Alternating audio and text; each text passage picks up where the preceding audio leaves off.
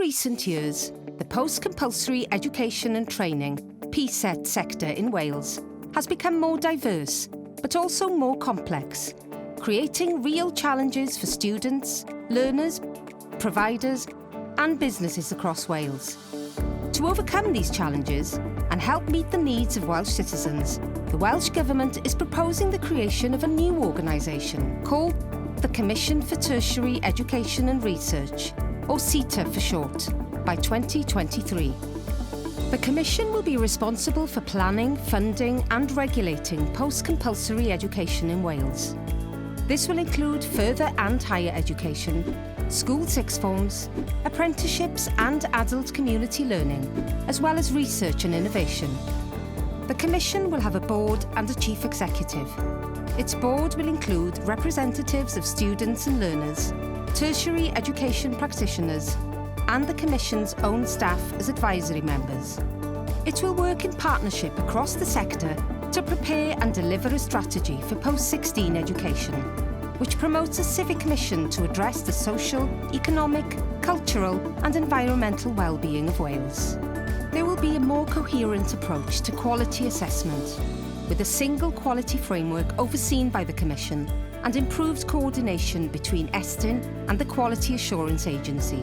The Commission will increase the availability of Welsh medium tertiary education, including higher education, further education and apprenticeships, to broaden the choice for students and learners to study through the medium of Welsh. All learners will have more opportunities to have their voices heard in the running of their university, college or provider, with better protection of their rights. The Commission will ensure this happens through a learner engagement code and learner protection plans. The Learner Engagement Code aims to ensure students' and learners' interests are represented. Providers, with the exception of maintained schools with sixth forms, will be required to demonstrate their compliance. The Commission may ask providers to produce a learner protection plan, setting out how they will safeguard students' and learners' interests in the event of course disruption. It will form a local curriculum for 16 to 19-year-olds, ensuring local authorities help to plan learners' entitlement to a range of academic and vocational courses, plus access to support services.